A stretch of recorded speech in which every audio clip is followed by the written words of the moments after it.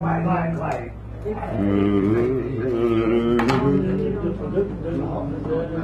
Take the land. Ladies and gentlemen, we are back. Back for the second half. Fantastic, wonderful, classic, fantastic. I feel ashamed to be Belgian. And in the second half, we begin with Adolf, then Hal. How do you say it again? Sorry? Aya? Io.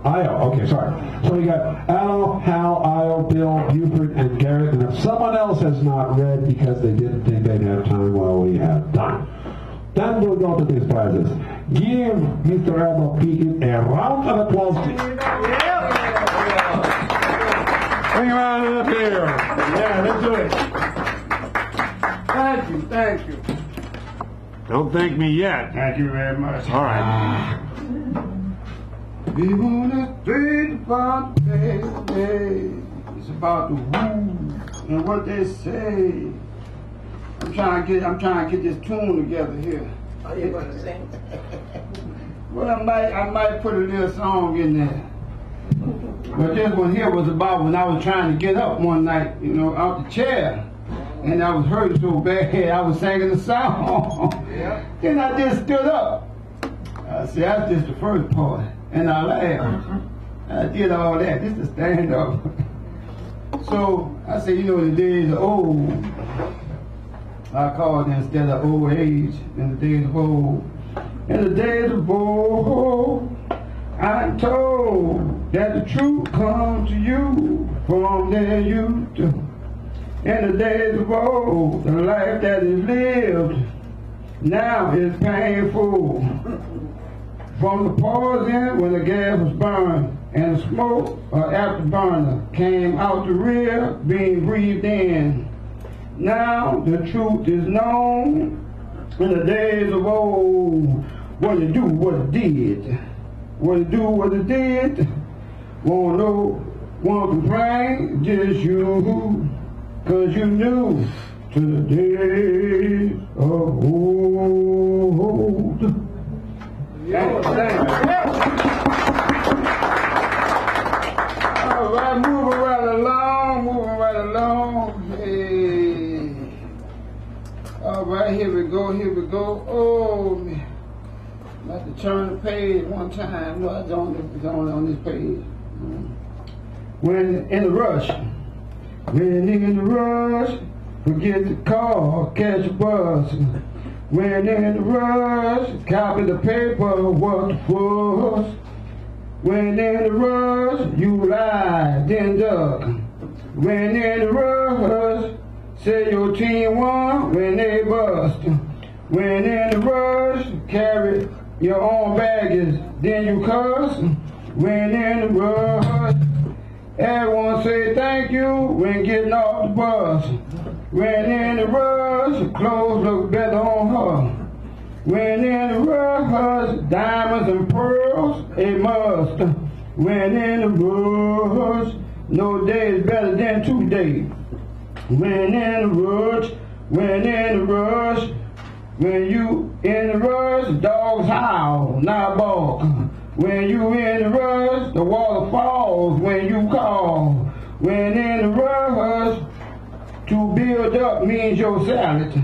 When you in the rush, when it's cold, you spend gold. When you in the rush, orange seems blue. When you in the rush, chicken fly, cows move. When you in the rush, sometimes means always. When you in the rush, soup is black, blue. When you in the rush, downtown made it right. When you in the rush, make believe it's the norm. But truth, I can't believe, only know. In the rush, take it slow. Hey. Yeah. All right, thanks. Thank you. Got one more, one more. All right, here it is. Little minds going to school in winter. It's morning when all little children rise to go to school, washing face, hands, and getting dressed. aboard of Captain Punch, then off to the adventure called going to school. There's 4 of us, we lined up. First, what we have to travel through. Everywhere, white snow, except in the bushes of tiny leaves, or on the fences as far as the eye can see.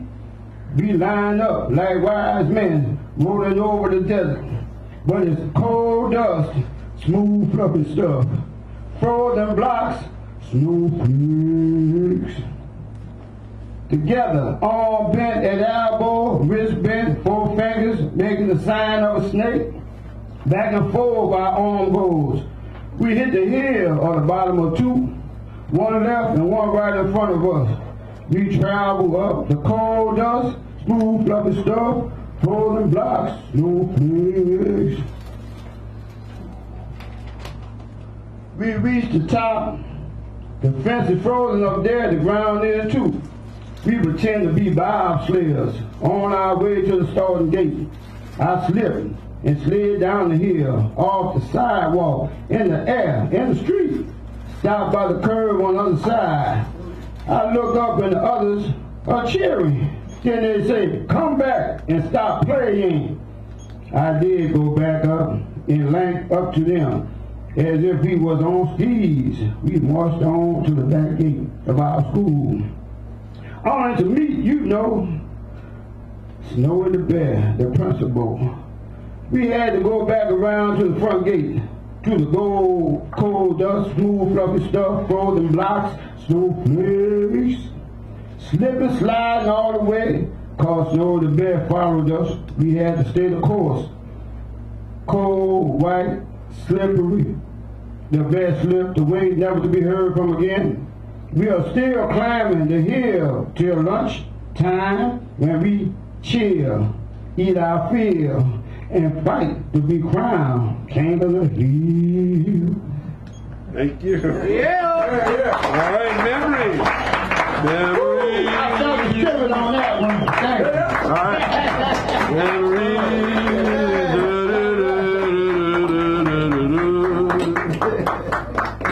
You want to read? Richard. Yes. Does he want to read? No. He's going to check us out, and maybe he'll come back next time. Okay. And he'll come back. Oh, good. I'm He'll glad. come back. Because we need people to freshen things up around here.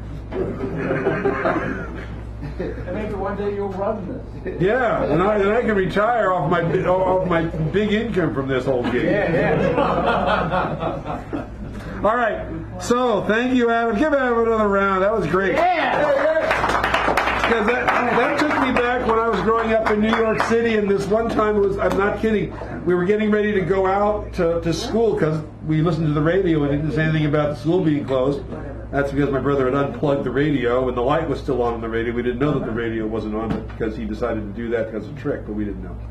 So we go to the front door, we open the front door, and there's snow from the wall of snow where the front door was. And you can see the imprint of the door in the snow. It was really cool. But we needed to go to school, so we locked the door, went up to the second story, and jumped out the window into the snowbank, walked all the way to school, and got there and wondered why no one was there. My brother Charlie, who had unplugged pretended that he hurt his foot on the fall, which he didn't. And we went back there, and then we talked to him in a very serious, physical way. He hid in the bathroom until Mom got home. And he blamed it on us, but we blamed it on him, and my mom got so mad with all of us, she just said, better get out of my sight, because I'm just going to start swinging. So we got out of her sight, and it was an adventure. All right, so thank you for that. So you had brought all those memories back. Snowballs and slush balls with the rock inside and all that. Well, you know, they went farther because of the weight. All right, so, and now it's always a treat to have Hal, Dr. Hal, in the house and have him come forth. We got Io, Bill, Buford, and Gary. All right, give this man to the mic. Maybe I'll hold this. Thank you. There you go. Lines written on Westminster Bridge by William Wordsworth. Earth has not anything to show more fair Dull would he be of soul who could pass by a sight so touching in its majesty.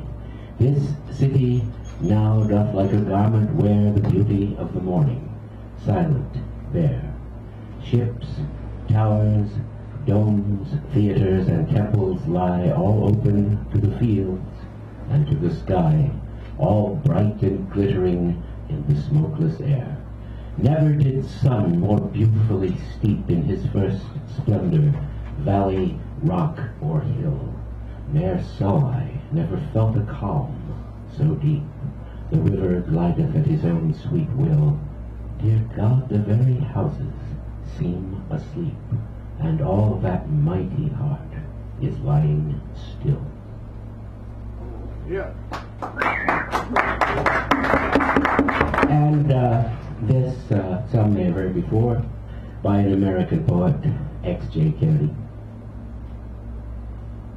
In a prominent bar in Secaucus one day, rose a lady in skunk with a top-heavy sway, raised a knobby red finger, all turned from their beer, while with eyes bright as snow crust she sang high and clear. Now who'd ever think, from an eye-load of me, that I once was a lady as fine as can be?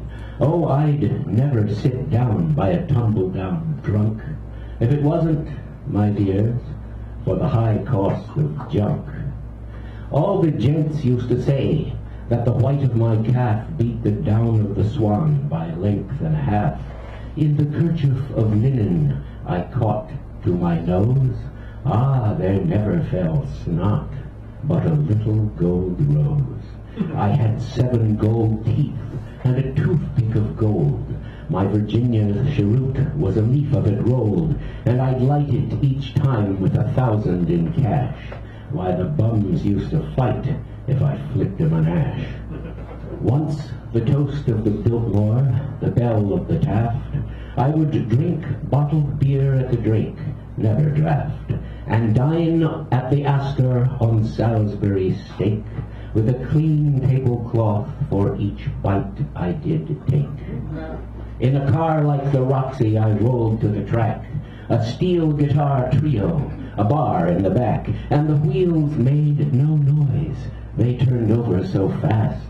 Still, it took you 10 minutes to see me get past.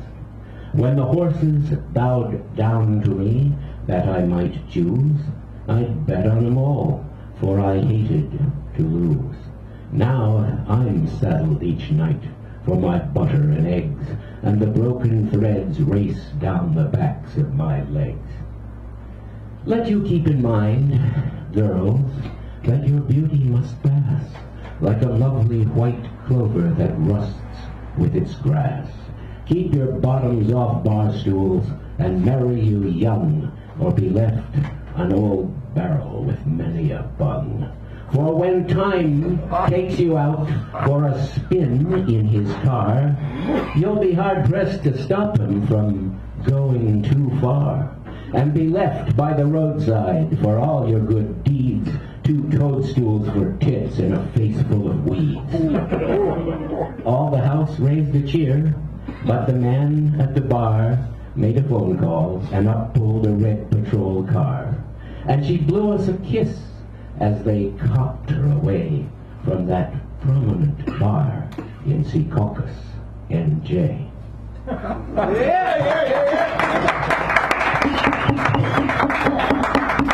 Hal Robbins, Dr. Hal, and I gave him the attribution sheet card thingy. Thank you. All right. Io, come on up here. This is not your first time, is it? Or is it? It is. Yeah. It's the first timer!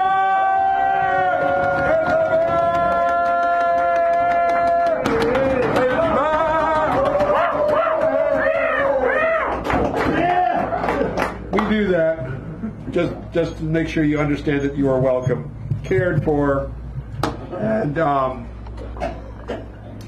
we wish that you come back even before you even consider thinking about that. Well, okay then. All right, okay. Fair enough. Let's see, yeah. This I haven't read in a while. It's called The Trumpet Player. 2 a.m. The waves crash on the beach and I walk from the car. The wind driving from the sea, sand in the air. My brother is on the phone. My friend walks after me, talking of the night and the stars drowned in the city. So many lights you might think they could fill the emptiness of heaven. 1:15 a.m., the engine humming, the dials glowing with low light, the stereo thumping, growling, whining, alternating with guitars and drum beats, sounds barely above silence. I watch the streets through the back window, the domeness of street-lit asphalt and convenience stores, and my friend and my brother lost in conversation up front, carried away. I am momentarily forgotten in the turns of their conversation, alone in the car and in the city. I think of trumpet sounds twisting through the darkness. 12:42 a.m. We turn the corner from a quiet street on a hill, trolley bus making electric sounds as it runs to the west. Down the hill, past houses and apartments, parked cars and small trees, the city is laid out, the towers of the financial district sparkling with 1,000 lights. All of a sudden, over the distant traffic, the hundreds of tiny sounds of the city at night, a soft song of a trumpet finds its way into the air like wind through the eaves of an old house. We stop, I stop, my heart jumps with nervous anxiety. For a moment, I want to be with the trumpet player, enfolded in his language, drowned in the sureness of his lips. I close my eyes as if I can hold back the tears, as if I can stop the feeling in my chest. When I open them, the lights are scattered through my tears. My brother and my friend are hugging me, speaking pretty words like he used to. A tear is a meandering stream on my face. I stand there knowing despair is only the start, knowing that love is not enough. Thank you. Yeah. Love it. Thank you. And a newbie, I love them. Is Bill still here? Did Bill Mercer go? He left. Yeah. All right, so. Want to do anything anyway. Oh, okay. Well, sometimes he does, and I didn't know. All right. So that takes care of Mr. Bill. Buford, the mini feature is up now, and then we got Garrett as our clincher closer, super duper bulldozer. And that's a good one. That is. Give him an applause because he comes up here. He'll be reading for 8 minutes, so that's what the mini feature does. Then we got Garrett Murphy, and if someone else says, I'd like to read, we got room. You know, I'm easy. Not if you're asking me for money, though.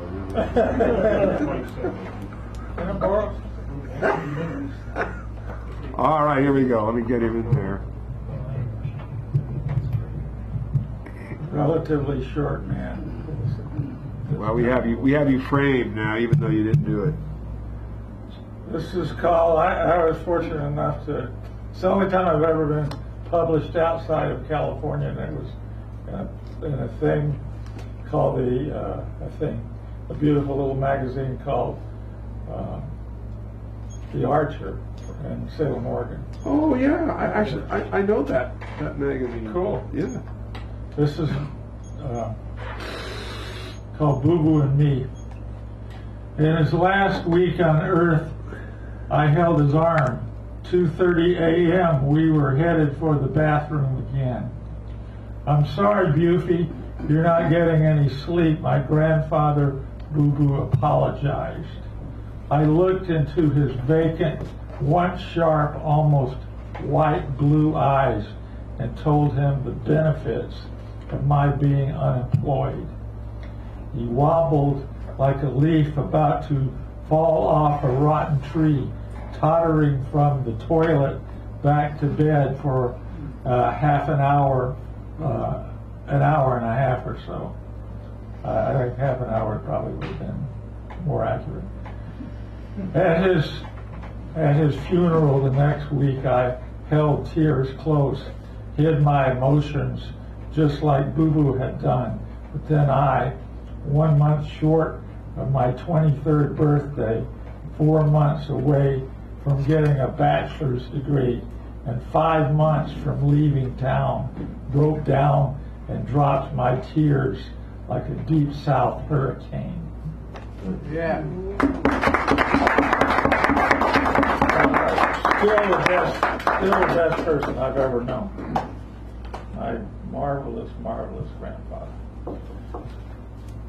Okay, since for about, another week or two, we're outside of the wars, so give Trump a chance, though. He and Putin are going to get us in there somewhere. But this is from 2006 when W was knee-deep in war. This is called The War. The war drags on. I haven't read about it recently because it just depresses me way too much. The U.S. has brought its own pail to play with, has brought its own brand of Christian fundamentalism to desert lands.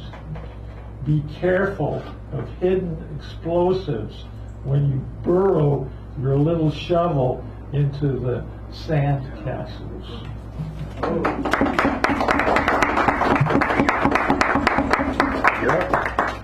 Unfortunately, the person who wanted me to read some of my old poetry is not here, but she'll catch it sometime.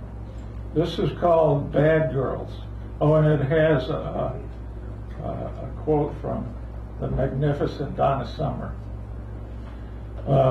Bad girls, talking about bad girls.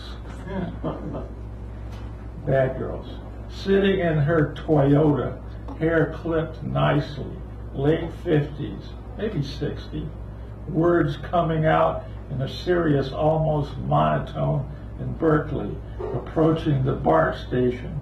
It's B and it's A, bright. She says to me that I should stay away from crazy women, the ones I crave, the ones with the wild spirits who've had too much love and don't know what to do about it being gone, like me. She sits with her mouth barely moving, this distinguished looking ventriloquist, making pronouncements about the pomposity of those who I seem to be excited by. But she's not right. It seems so sexy. They have so much edge. They can burst into emotional flames at any given second. She sits there calmly and says she spends too much money eating out as I finish up my Indian wrap, hold on to the sides that dribble juice, her plain, sensible mouth moving slightly. I go home early, can't sleep, thinking about how she's not one of the exciting bad girls I love. Yeah. How much time do I have? We got about 4 minutes, 3 minutes. Oh, okay, good. You're good. You're good. All right, this is called Own.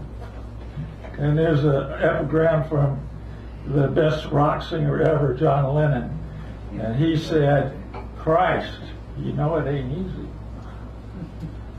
Here's my own. Everybody fools around with drugs and bugging me. I know most of the time they don't intend to. They just want to take a few indiscretions, get out their opinions. Mine's so different.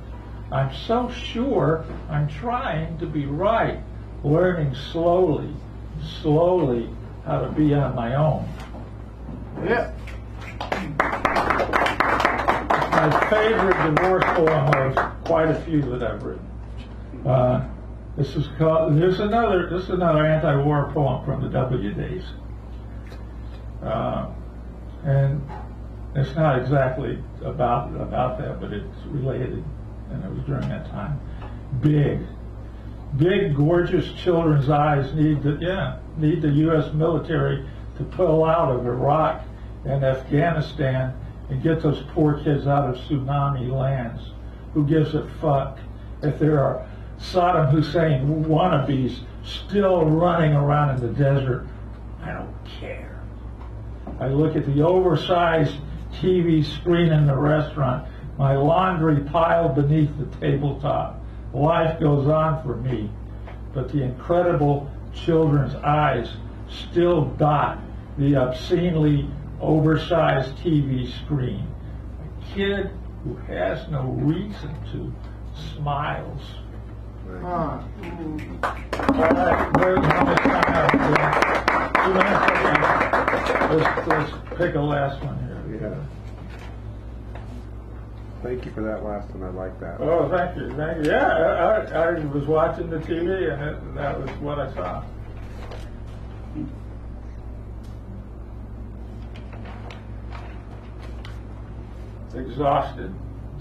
Exhausted by everything right now. School and romance, the wrong people interested.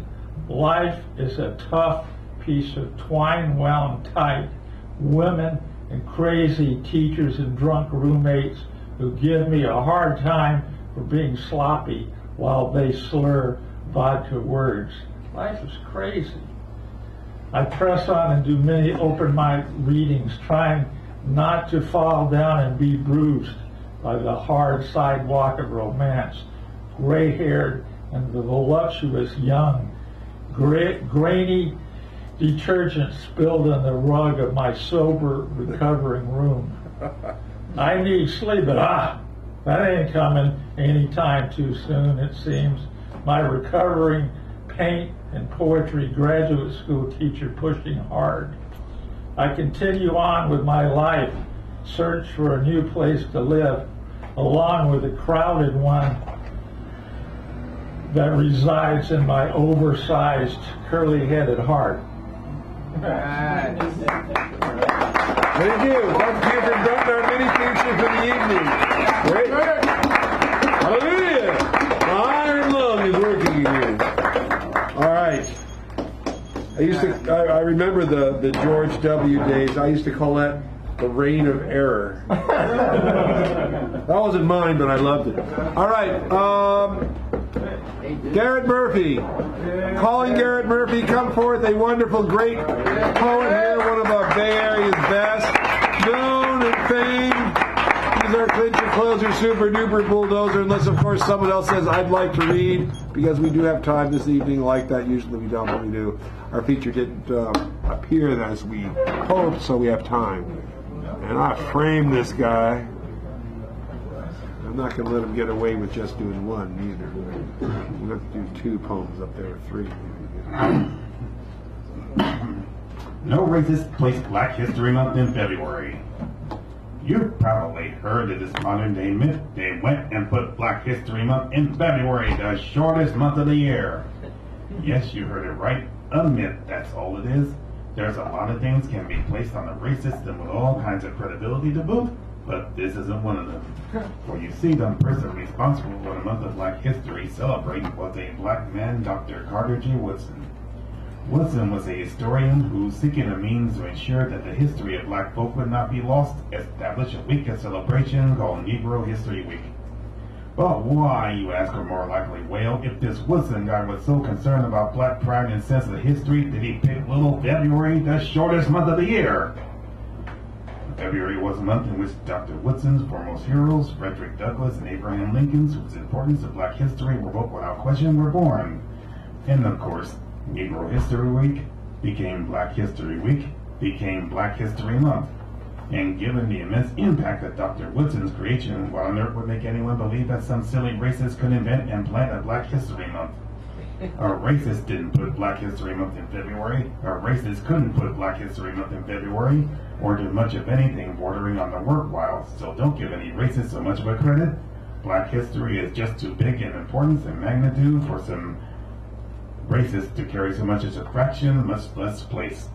And besides, haven't you heard of the adage about big things coming in small packages?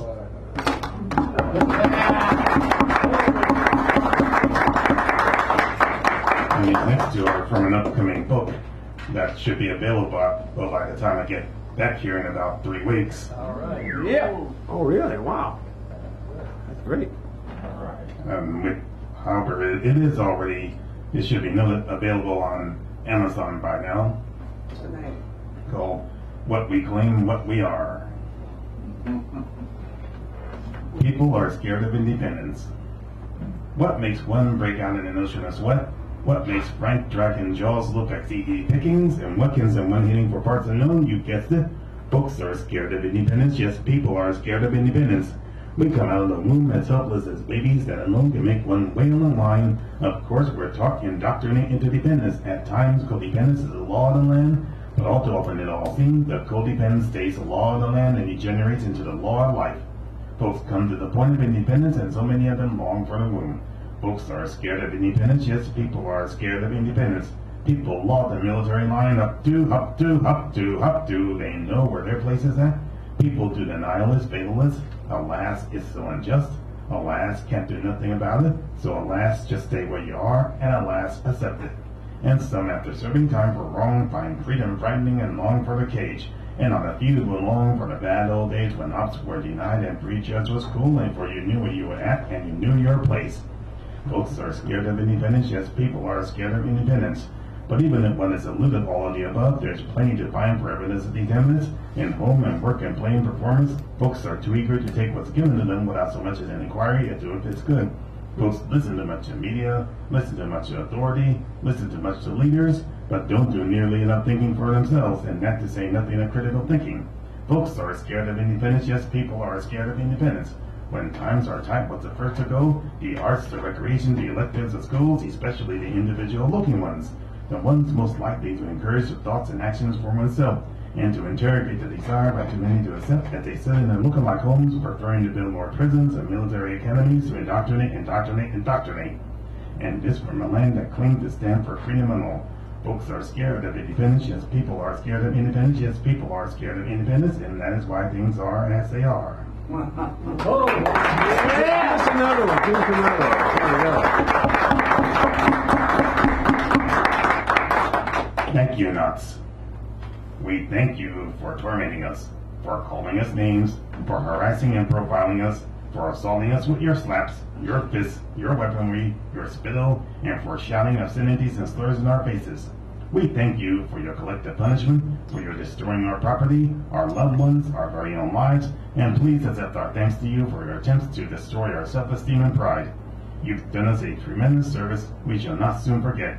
And should you truly believe any of the above, then you, little sirs and madams, are truly no more than just another perpetrator. Thank you. Thank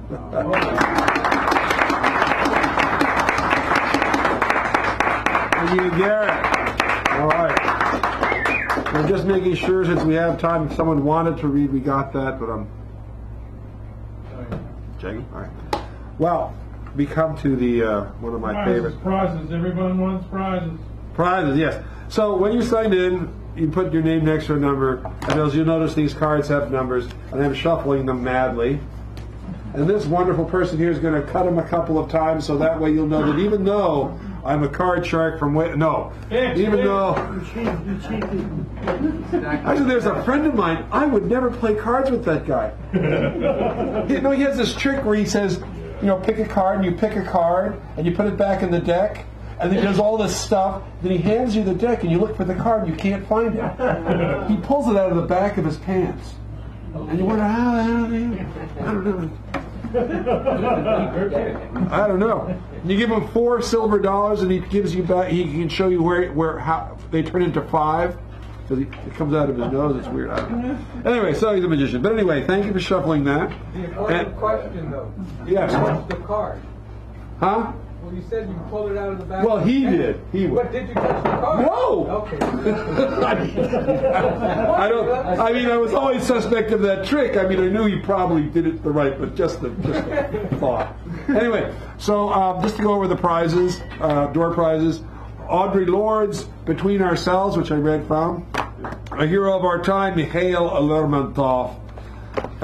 These are world music CDs.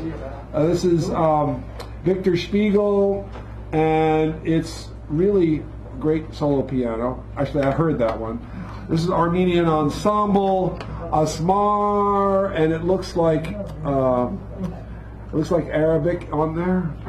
And then Al Churchek, which I don't know too much about, but it's if you know Tuva, the Tuvan culture, that's where this comes from. Then, of course, this is little notebooks plus one of these dudes. and in case you're out.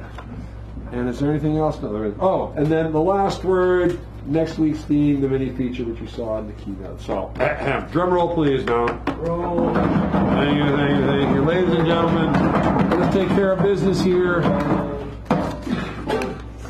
How do you tell a politician is lying? His mouth is moving. Okay. All right, so David Erdreich, you are the first winner. David. David Lucky Erdreich. 9. I knew it was going to Number happen. 9. So last word are the theme. The theme. You want the theme? I want the theme. All right. You will give us a theme. Editor to the letter. Huh? Editor Editor. to the letter. To the oh, okay, I got it. Editor to the letter. Hearsay. Yeah, I thought that was good. All right, so and next we Let have me give you an alternate for that. oh an alternate. Pithy the fool. Pithy. Will West. Pithy the fool. Pithy the fool. Pithy the fool. Pithy. Pithy. Okay. Oh, I thought you meant pit. P-I-S-S. No, pithy. All right. Well, if you have a lift. Maximilian. Yes. Yeah. Any of these fine things are yours. So the theme has been chosen. Okay.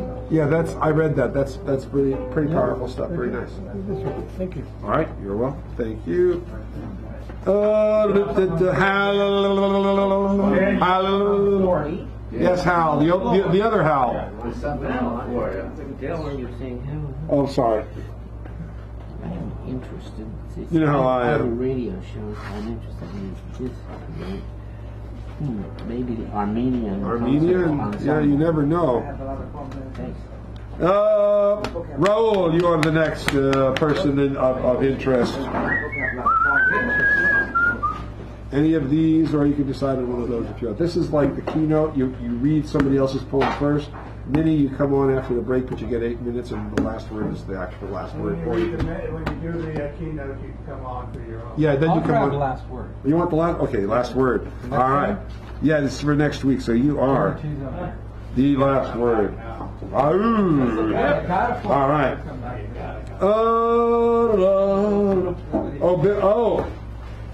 Io, you are now a winner. You have come, you have seen, you have conquered, and now you are a wiener. So any one of these things can be yours, or you could get the keynote or the mini feature if you want to do that. All right, well, you're welcome. Well, I have no idea. Richard the Sanderell. Is the keynote still there? Keynote is still there. All right, we'll do that. Richard the Sanderell. All right, thank you for that.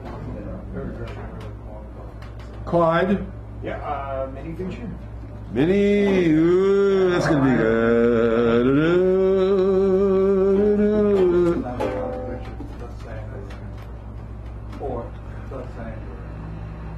Renee, either one of these 5 fine prizes designed with your mind in mind Is this the one are you said available. was a shaman thing?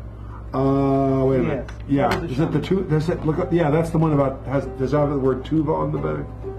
Yeah, that's it. That's it. That should be the thing here. Buford?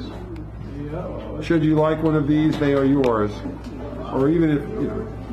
Even if you don't. Well, yeah, that's what I was going to say, but I try to avoid things. So this is a notebook, little note drawing things, or a couple of CDs.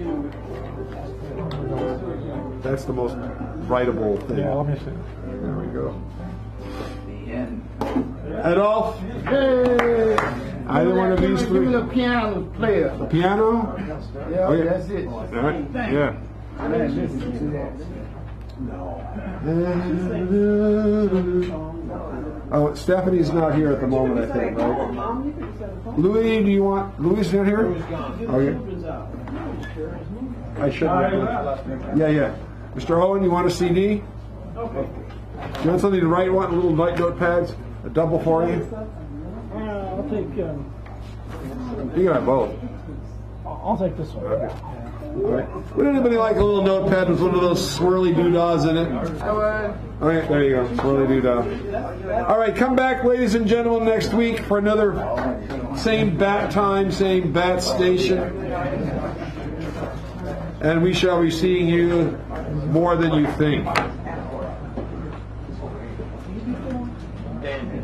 Yes, dear.